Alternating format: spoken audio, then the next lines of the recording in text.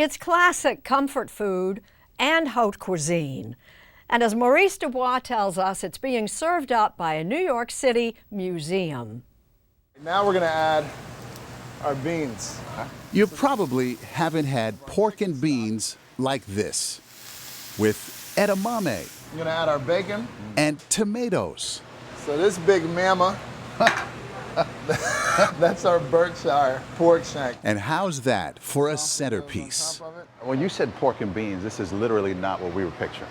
So when we first opened, we kind of knew what people's expectations would be on what we were going to do. Black-owned restaurant, you're expecting pork and beans, you're expecting this. And so we let that get them in the doors and then show them this kind of stuff.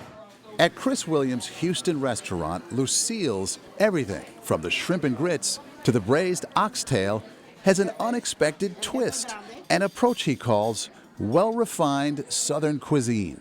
Are you changing the perception of soul food? The goal here is to change the limited framing of African American chefs while paying homage to our roots. Williams says the idea of redefining what it means to be a black chef is wound in his DNA, thanks to his great-grandmother, the legendary chef, educator, and entrepreneur, Lucille B. Smith. She created the country's first instant hot roll mix. Iterations of that hot roll dough, which are like these chili biscuits right here, were served to American Airlines, their first-class passengers. She broke through the color lines with the brilliance of her product. Lucille is one of more than 400 black culinary influencers featured in a new Museum of Food and Drink exhibit called African American, Making the Nation's Table. It opened recently in New York City. We are beginning, and unfortunately only beginning, to understand the enormous, extraordinary hand that African Americans have had in the cooking pots of America. Culinary historian Jessica B. Harris is the lead curator. You say that it's more American than apple pie, this African American cooking. It is. It has been here. It has been the backbeat, the thrum, the hum, and the heartbeat of certainly much of this country. Harris says enslaved Africans brought to America helped fuel an agricultural revolution. They planted the crops. They tended the crops. They harvested the crops. They then cooked that, served that.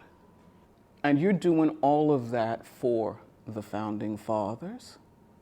You're doing all of that for the elite of the country that is beginning to establish what this country's food and foodways are.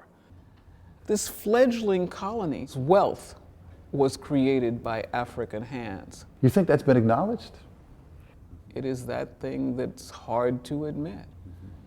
At the heart of the exhibit hangs a massive legacy quilt. Each block handcrafted to tell a story.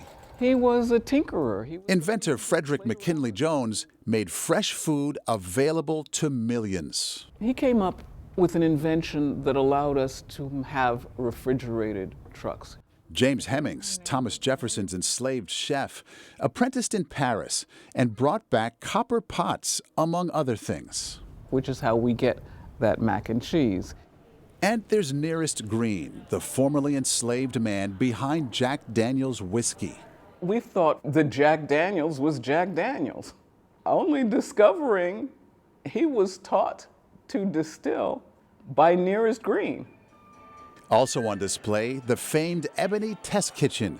For almost half a century, it sat at the center of black American food culture.